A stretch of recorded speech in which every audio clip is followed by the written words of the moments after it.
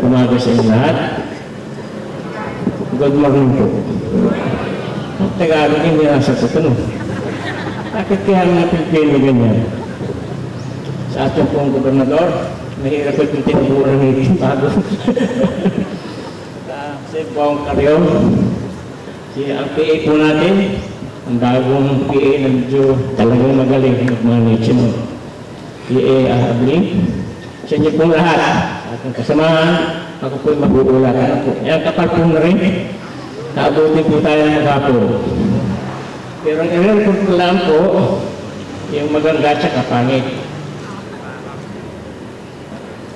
Wala akong arip.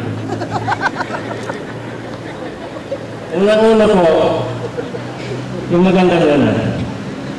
Saka una-unahan po pagkakataon, ang putukan dito sa Marinduque ng bagong taon ay iksi lang at walang nadiskurasya. Palakpakan po natin ito ng Marinduque.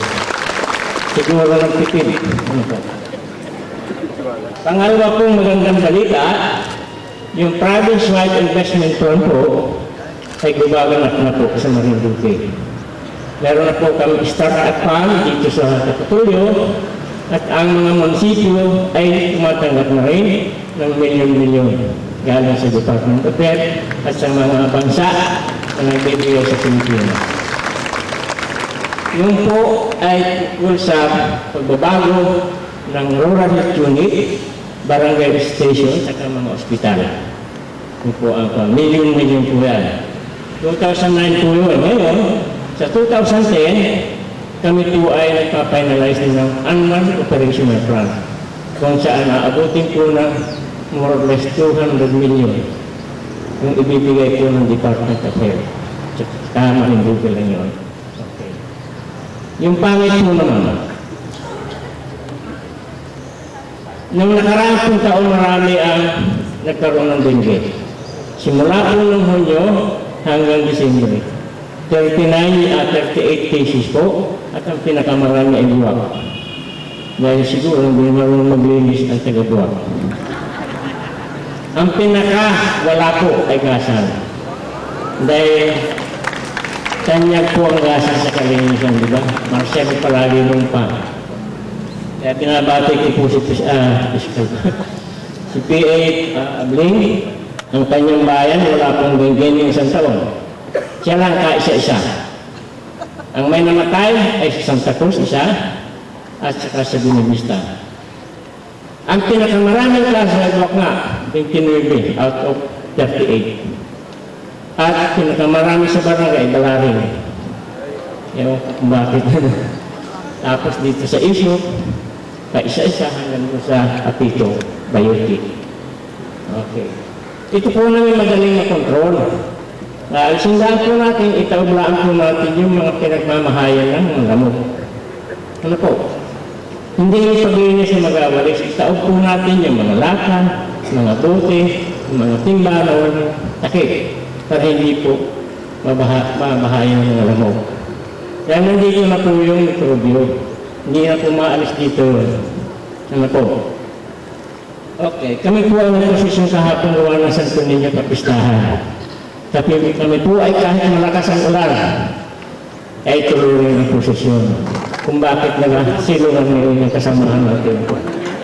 Yan po ay biyaya, blessing, dahil natutuyo na po ang palay ng ating mga magsasaka.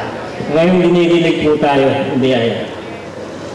Sa pampangit po, na balita, dumadami po ang namamatay sa stroke. Namamatay sa aksidente dahil sa motorsiklo.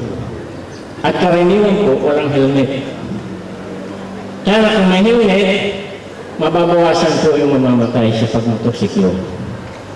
Kung balila ang braso o itong hita, ano problema ng sino. Pero pag ulo ng tinamaan, kawala-wala ay 10% ang kanyang hahantungan. Ano po? At marami rin po ang may diabetes. Napuputulan ng paa, ng daliri. Yan, ang mga nangyayari po dyan. Isa pa yung mga sakit sa puso. Ito po ay mga sakit na karaniwang may relasyon sa ating kaugalian. Pagkain, ehersisyo, Yung sobrang pag-inom, yung isa pang nausok, natamaan si Gobernador.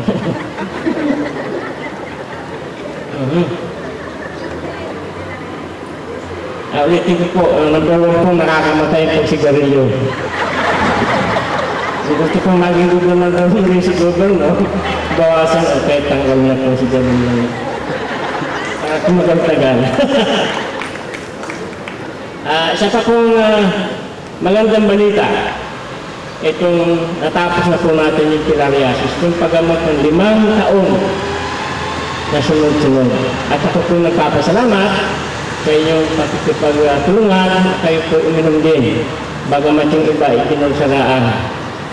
Libre po naman yun. Ngayon, ang susunod po dyan, mag-asurvey po tayo para malaman kung wala ng filaria dito sa Marinduque. Ngayon pong taon ay kami po ay nakahanda para sa screening ng mga may sakit sa puso, may sakit sa bato, may sakit na diabetes, at saka mga may blood.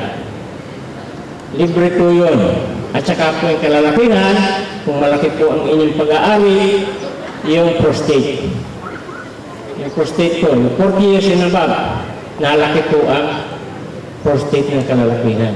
Na nagiging sanhi na paghirap sa pag-ihi, putol-putol ang pag-ihi, barado ang pag-ihi, na makinapamawisan sa pag-ihi. Yan ang mga simptomas ng malalaking prostate. At marami rin ang namamatay sa cancer dahil sa prostate cancer. Kaya libre po yan. Siguro po ay medyo maganda ang ating pong panahon sa 2010. Alam po ninyo, napakalakas ng pananampalatayang taga Marinduque. Kaya tayo hindi po dinadayo ng kalamidad. Kahapon nga, talagang bilib ako sa taga Santa Cruz. Ang haba pa rin ng posisyon kahit umuulan. Sana ganito sa buong Marinduque. Maraming salamat po.